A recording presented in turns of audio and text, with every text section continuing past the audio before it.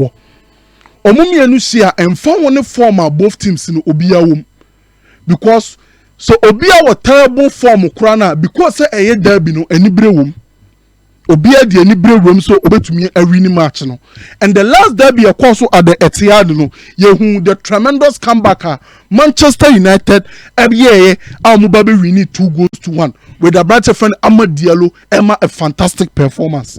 It's a choice say no matter the former two teams you wom no omu nyina be hia mo derby enibre wom Manchester City enibe brepa because or top 4 na room no to about Champions League football because or person or top players or top players na Europa League football and or de kwa dada Florenvit say Florenvit mra enye Europa League football no de kwa dada Ederson say Ederson emra but rather or the elite competition that is the Champions League and e kwa dada players say ombetumi aba omo team nim it's Champions League football is important for Pep Guardiola and also Manchester City.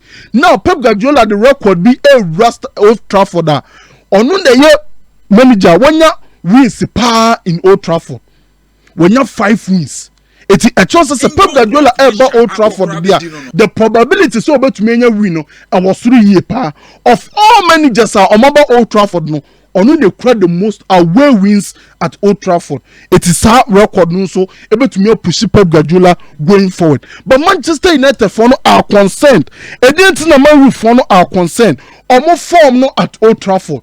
Say I share the home table. Ubenya Manchester United or that about 12 on the Premier League table. Say the Premier League home table. Say Obia born ball home. Points are women with Homer. Boss player Manchester United is so terrible at home. Omanya 6 wins, Omanya 2 draws, and Oma lose 7 matches. 6 wins, 2 draws, Oma lose 7 matches. It is a choice as a Manchester United elbow at Old Trafford. Optimism nim so ombetumi anya that vital 3 points. It's a number he say some no ebetumi asesa. But yen wuram ni antwa de course of first leg no, ni afa to de ebekọ so our second leg nim. First leg no Manchester United bobo ni ye. Omutumi match Man City for a football no. Oma rush in possession and after the Diego Dalot say it has been a long time I won't say players not to me control omu emotions in the match. Na enoma ekoye at the Manchester United. Even Saka no man now results no kwa. There was room for improvement. Na Manchester United fans na anybody say sa performance no mutim na put in place no. Enoma betumi akwa animu going forward. Enoma be na Man U eye was so much they pressed well. You will say Ruben Amorim apply hybrid pressing about Holland and making sure say about cutting a passing lane to one of the pivot of City. No say to me akwa pressing the goalkeeper of Manchester City and on that Facebook no. It's Joanny Angela from Kumasi 96.1 Facebook. It's Man United pressing no against Manchester City on that day no. You will say na pressing ye. They were matching man to man on the field.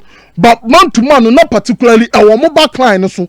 But ukwa manim ho no mu use hybrid pressing. That is a mixture of man to man and also the cover shadow that is a zonal press. It's Holland making sure say or kati person na ba the one chino. No to me as apply pressure on the goalkeeper. Send a City phone and to me mobile no and family mu pivot no because City they focus on central progression. That was what our coach, a friend Ruben Amorim, instructing the players. No, a two next image. Holland the goalkeeper no so, but our position the body needs a blocking the passing lane to the player now or then it no. The same thing the other player so press here in Bruno Fernandes no ye. It have Bruno ne Holland assessor Bruno Momo ko press keeper no putting a cover shadow on one of the pivot. Send a bear Ederson into me pass ball man. A quite wide area pair. Now Nozel Mazurawi, one of the wing backs and so about the pushy and about the fullback of Manchester City. No making sure say obey deny progression. So a quite wide area. You see Manchester United pushing to the wide area, matching them man to man there. No more making sure say City for any end to me mobile on the end from it Mazurawi on the wing back. Can you so many times say Manchester United for no more pressing with the more back 5 no more break because a lacking numbers up front because the wing backs are pinned so deep. But when the Ruben Amorim is sacrificing, it you see Nozel Mazurawi and the DMK jumping on one of the fullbacks of team and friend Manchester City. A boy Manchester City football Manchester United Football Club here. in terms of their pressing, they are organized. Boss player, we are expecting this same kind of pressing against Manchester City and Yambochna. So I need no Sakoyan 5-2-3 Pentagon press now. Edi nipa 5. Elko press obi nipa 7, nipa 6 in the build up now. Manchester United will continue to suffer. It will expect to say obi take the risk. On pushing full wing backs and conquer press. On jumping on opponents no full backs no making sure say obi deny opponents time and space no move to me quite progressible ni. It is as simple as that. No Pentagon press with nipa 5 players omoko press obi you so 4-2 board up or the keeper na ka omo 7 also the nipa 5 and eko press nipa 7v5 overload over your press. You can't press. And no na ha Ruben Amorim no, but first leg no wanya ne sa it's your boy Manchester United ye amomu to me press. They forced Man City long on many occasions. We are expecting a repetition of this same pattern Nyambo Ochina at Old Trafford. Man you build up there are common problems but Ruben Amorim aya osia big teams na against Liverpool, against Arsenal, yenim say most of the times no more long. Menka say omo body from a chilima, but omo share these big teams now. Most of the times omo kolong say na be preventing these complications because of how omo inverted omo center back no aba midfield and more omo in their board up. Into I'm expecting somebody to me a kolong normal battle for the second boss. Hoyland very important, Zexi very important for their holder play and also their linker play. City press no you know who obetumi abobo na fam. It we expecting say man you for obetumi ayo mu no ye. But necessity for no omo pebo ni kura. And they can alternate between attacking structures. 3-2-5, 2-3-5, 3-1-6, 4-2-4. Pep Guardiola the ope and why. Oshena game ne koswa no assistant insano and Andoni Raiola crack Hansasimwe. Or say, prepare with you now the baby share city within the next 10 minutes. No, your ball first 10 minutes. That's what Sansano because Pep Guardiola best assistant will maybe our dealing into alternative structures. Structures in the main focus is central progression.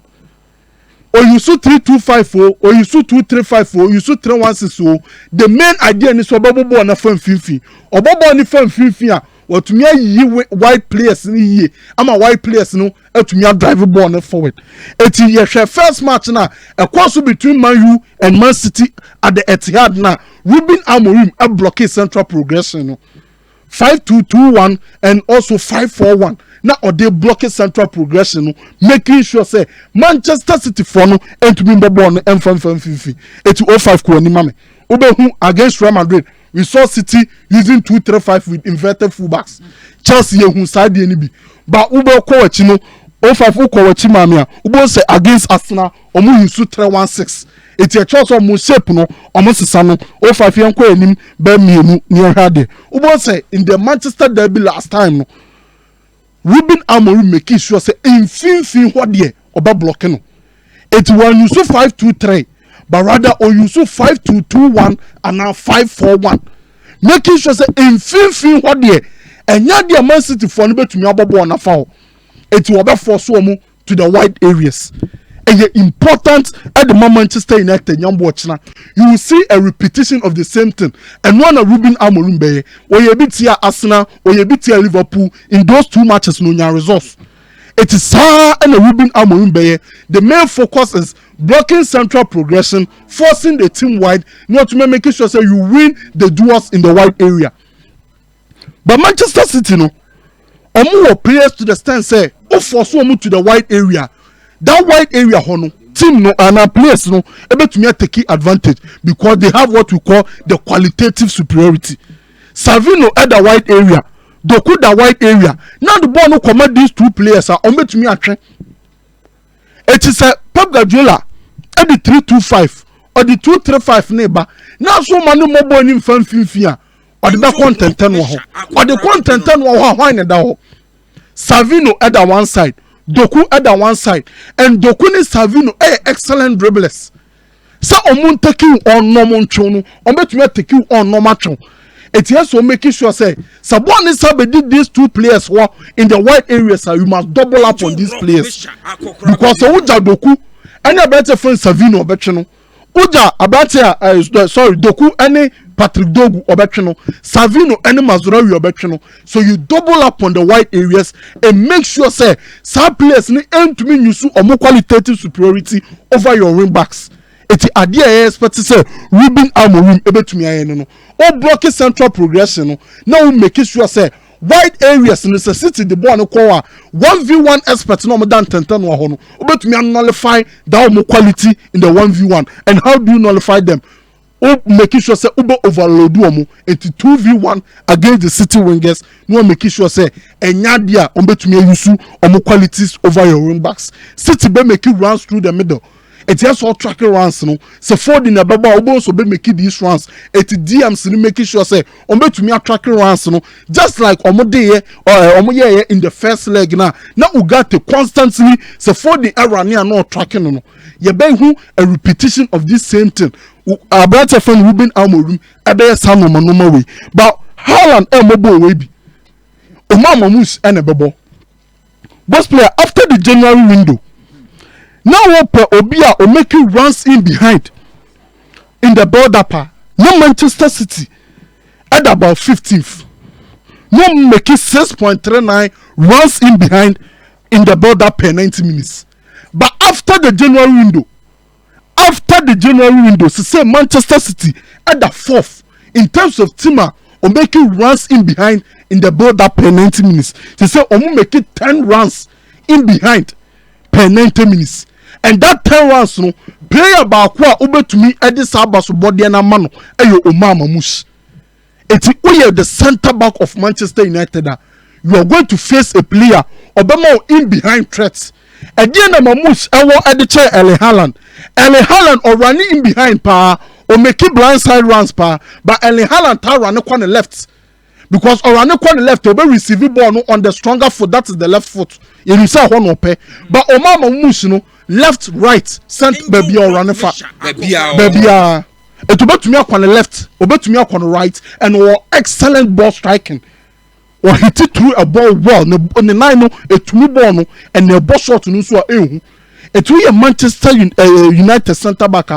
You are going to face a player the runs in air dynamic or running quite left side or running quite left or running quite right or to me for through the center or bet to me hit a ball with both feet. It's delete more or more chirono boss player or more somebody facing Omama Mush. But so to me making sure say they block the central areas, overload the wide areas, track runners, no one pay attention to Omama Mush or Befa Vinfino as the number 9. Manchester United in Suba attack. But Man United for no more attack no boss player problems, particularly because of wing backs. Wing backs ni receive ball, Kababia as a wingers a receive. But because of say Omuni that 1v1 ability and more Manchester United. Mazraoui be receive ball, baby a Savino be receive. Dog be receive ball, baby a Doku be receive. But omu receive sa ball na, omu to me and carry ball ni ye because they are not experts in that. Omu nye sa wing backs ni like Giovanni Quenda moa, omu to me the ball na run ya ba betchon. Eti ayana elimiti team and friend Manchester United. Mayu Ruben Amorim that team shape no. Say so to me use a 3-1-3-3. Or to me use 3-2-5 no. But problem back apart from the wing backs and say ayana is high too static. And you think and so shape no adequate 3-1-3-3. Say be Bruno Fernandes bet to me drop it deep. No about bobo na ama or to me progressive from deep. Because Ugarte na ho and more Manchester United only sa passing ability no. Certain ability say obey to me receive with an open body orientation no. And nyadia Ugarte wo Bruno Fernandes na wo ewobi or receive be anybody nim and obey to me to pass no at every angle. E dey my team friend Manchester United. It is a Man United and so e be face team on the defense no and sudden ni soro City defending a 4-4-2. Sa 4-4-2 na City defend no physicality no ensede nim etu betu me move City block no e di anya go it we expecting Manchester United to take advantage of that the lack of physicality enya Haaland na ebo number 9 no to me abo mo lead press ni Omama Mush it will be to me exploit City for no a block ni although say Nicolas Gonzalez mo be shame but be partner cover church ni Gundogan mo United should take advantage of this Zegzi and drop him ra and mama boss obi to me link up no Ghana chomu and use once na e wachire because City ebe use Haaland and so we Man United fan ade ebe so born say Manchester United so ama 8 runs in behind per game eti City ma 10 no Man United so ma 8 eti defenders no nyambo achina on be very cautious of the space na edo machi no because both teams no obia person running behind the defensive line of the opponent and Man United our Holland are expert in that and we are expecting Holland to say obetumi back to the floor not taking advantage of the space na that Man City block na echi no Man City 4-4-2 no a high line there be a space there chire it is a space there chire and now fe ni abe high ho abe move ball no Holland run fetchire na branch from Bruno Fernandes and mo ball no ma Mazraoui run fetchire Dogu run fetchire oh Bruno Fernandes an excellent passer obetumi locate the amount. So these are details a bit important for team and friend Manchester United. Omun create space no, ema omun wing backs no omun run. But omun imagine say omun wing backs no nye ball. No omun fan ko pie full backs no of City say am betumi atwe omun a bit dey. So create space and release the wing backs into space. Take advantage of the space behind Man City backline because omun bought a high line into Highland and ebe hu no. Zegzi be drop aba be link up no. Na Holland and so fair chire na Ghana to air fair chire e dey betting my friend Manchester United but as usual only City bobo ubenya counter attacking situations because City no or the nipa no kwa animu a akakitu ebu chire it against Newcastle manuma two scenarios bia na Newcastle nya counter attack no say City no transitions no or depending on the individuals and individuals no depend on the most important one no and the son of guy no good son of guy no the ability so about recover and no pace no and no na City power in terms of the transitions and say nipa 3 now rely on nipa bako from the defender say or no na more daily transitions na boss player amwa you are going to face a Man United fan na who dem power bako your transitions ya more counter attack no or Garnacho or Holland or Zegzi Bruno Fernandes mu nyina ho am betumi abo counter attack no it we expecting say City for no at the ball call minima Man United for no and taking advantage of this transitional moment na boss player omuntu be fa hete team my friend Manchester City but me the percentage in there boss player remember City 55% no Man U 45% but me when say both teams able to me go because of how omumu defense no enye no me to me akọ Madrid dey no kakra bi time no and that time no dey well Nani I mean you still live on Facebook Angel FM Kumase